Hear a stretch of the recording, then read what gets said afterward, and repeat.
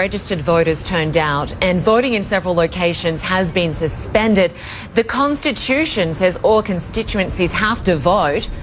Surely that alone makes this election illegitimate. The legitimacy of any election is provided for and anchored in the Constitution. It is determined by constitutional provision, and it is also determined by the people of Kenya. On all constitutional fronts, whether you're talking about 50%, as is required by the Constitution, of voters who voted in the election, you must win 50%. We have already surpassed that threshold. 25% in 24 counties. We already have 44 actually counties where we have 25%. That means, in terms of the Constitution, the legitimacy question is already answered. Secondly, on matters to do with turnout, it is incorrect for Mr. Odinga to say 3.5 million voters turned out. In fact, 7.5 million voters turned out. And that information is available to the general public. In fact, CNN can Google the IEBC portal, and they will find that what Mr. Odinga is saying is incorrect. Of course, he wants to peddle a narrative that suits his political narrative. But the reality is that 91% of Kenyans who voted for Uhuru Kenyatta on the 8th of August turned up again and voted for us on the 26th on Thursday. But the chairman of the electoral board, the IEBC, said just over 6.5 million people voted. Where does the 7 million come from? That doesn't add up. The chairman spoke. That is about 1.5 days ago, and he said that was the estimate.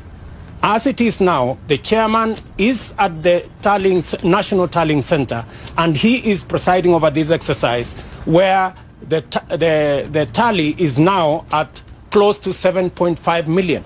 So in reality, all constitutional thresholds have been reached. And for the record, repeat elections worldwide have a characteristic of low turnout. Repeat elections that have candidates boycotting, like the one in Kenya, and not just boycotting, candidates sponsoring violence, intimidation, and blackmail on voters, attracts low turnout. The strange thing in Kenya is that the turnout is at almost 40%, which is a record. We've got the figures at 33%, which is pretty low. A majority of registered voters didn't vote. Is the opposition right when he says that this shows that this is a vote of no confidence in the government and the electoral process? For the record, 90% of polling stations opened in Kenya. 91%, 7.5 million Kenyans woke up early and went to vote. It was the intention of our competitors and the opposition that no Kenyan shows up to vote. To their dismay, 7.5 million Kenyans have rejected their boycott story and turned up and voted. And in fact, the people of Kenya have stood by the constitutional provision and exercised their legitimate, constitutional, and democratic mandate and voted in a government. And shortly, we will be having a declaration and finally a swearing in as far as or in accordance with the Constitution of Kenya. So the opposition narrative was lost and defeated because it failed. Mr. Ruto, there are huge concerns about the numbers that you're throwing about. More than 7 million people, you say, voted for your party. We still have, I just heard from my producer, the word is that it's still 6.5 million people voted in this election. 70%, about 70% of the population of registered voters did not vote. What do you make of the figures? Do you think it's better to wait for a final paper count? In fact, the figures you have are as of yesterday. The figures we have as of now is 7.5 million. Should there be a final paper count vote? There will be a final paper tally, maybe latest by tomorrow or tomorrow afternoon. And when we get there, the figures will speak for themselves. It is true, 9% of Kenya were denied the opportunity to vote.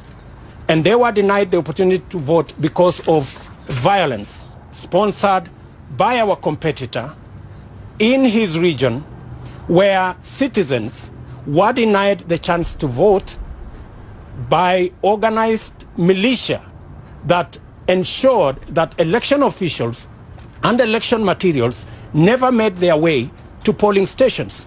Mr. And then Ruto, they want to allege that the people of that region did not want to vote. If it is true that the people of that region did not want to vote, let them remove the militia. Let them allow ballot papers and ballot boxes and election officials into polling stations, and let us see whether Kenyans in that region will vote or not. But to organize violence against innocent, ordinary citizens and pretend that they have refused to vote is the worst kind of injustice that can ever be.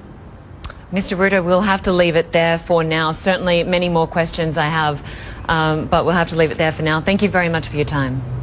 Thank you very much. Thank you very much.